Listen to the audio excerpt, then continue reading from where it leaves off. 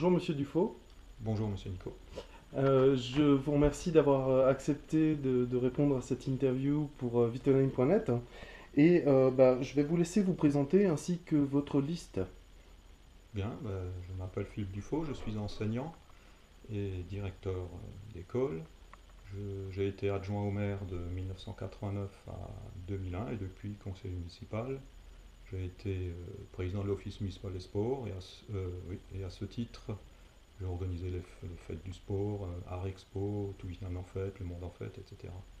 Concernant l'équipe, nous sommes une équipe issue d'horizons divers, de deux groupes du conseil municipal actuel, du groupe de Maurice Hafner et de mon groupe que je conduis avec Claudette Riffena, des membres de l'association Accomplir pour Vitanais et puis des personnes qui viennent d'aucune de ces entités et qui sont de simples citoyens qui souhaitent œuvrer dans le cadre de l'intérêt général. D'accord. Et au niveau de votre programme électoral, est-ce que vous pourriez nous le résumer rapidement?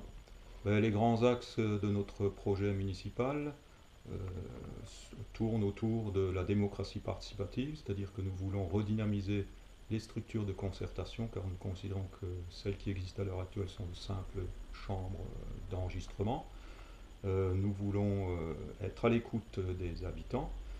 Concernant la sécurité, nous voulons travailler en coopération avec la police nationale. Nous estimons qu'il n'y a pas besoin de police municipale.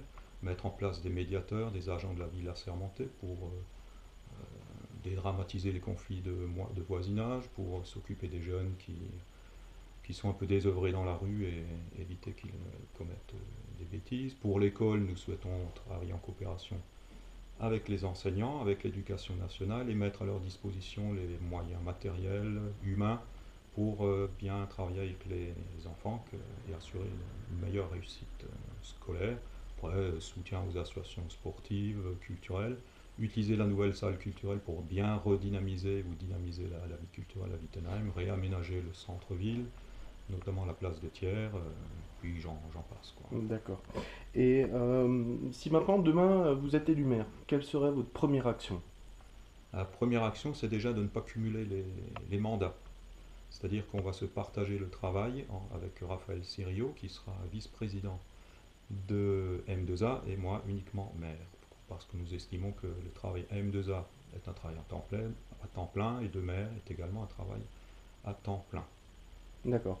Et pour terminer cette interview, est-ce que vous pourriez dire aux personnes qui regardent cette vidéo pourquoi ils doivent voter plutôt pour vous que pour un autre candidat?